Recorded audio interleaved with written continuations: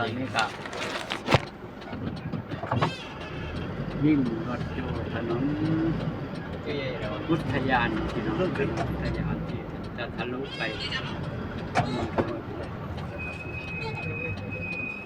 มาเป็นถนนที่มีความงามเป็นเอกลักษณ์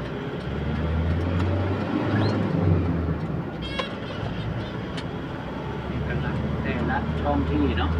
เป็นถนนที่没有一些好像光安光还在那ไปแต่กลางคืนจะงามมากเลยสวยงามเนาะกลางคืนจะสวยงามมากกลางวันเป็นกลางวันเนาะเอามาโชว์ความงาม里面也没在等到了เนี่ยมีคนเย็นอีกทยานพุทธมงคลเนาะ别管可以这迷族的人们睡了เอาอันนี้เอาไหลในตัวเรา พุทธมงคลสายสี เนาะ เรียกว่าเรื่องนี้จะเป็นถนนพุทธมงคลสายสี ตรงนี้ด้วยคือมาลาดเจ้ามา มีร่มน้ำตรงกลาง เอาไหล ร่มน้ำตรงกลาง ไปยังไปยังนี่กันเนี่ย天大如意能够是天大如意能 เส้นนี้ก็จะมีความยาวประมาณ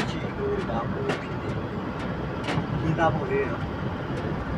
อันนี้มาจากไหนชี้หรอ 6 กิโลนี่นะประมาณนี้นะ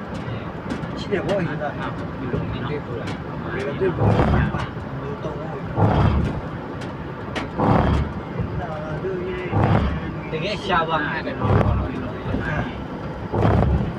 ที่มาถ่ายคลิปตะเกียบเดินอยู่ တွေ့ဘူးလား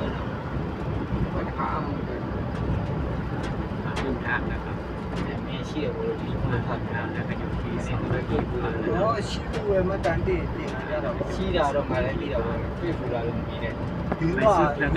就这样的话一嘛来个月云大云大的话你们对不啦一嘛来云大都没西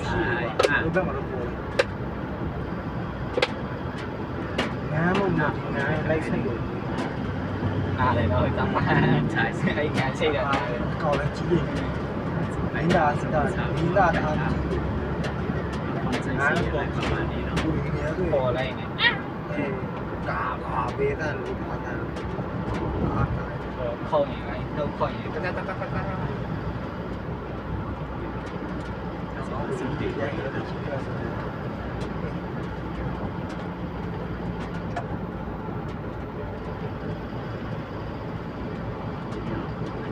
มาสึกสวนพุทธมงคลพอดี ရုပ်တည်နေတဲ့ဟောတော့ချာရရရုပ်တည်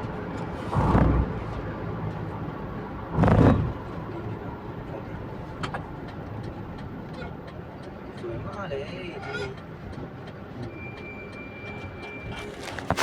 รู้อีกอย่างเนี่ยดีจะอายใจครับ เราพี่น้องตรงข้ามก็จะเป็นสวนพุทธมณฑลพอดีเนาะนี่ก็ผมสวยงามแล้วก็ตรงแยกกันเนาะเป็นเอกลักษณ์ของเขา มาดูคอยเวลายัง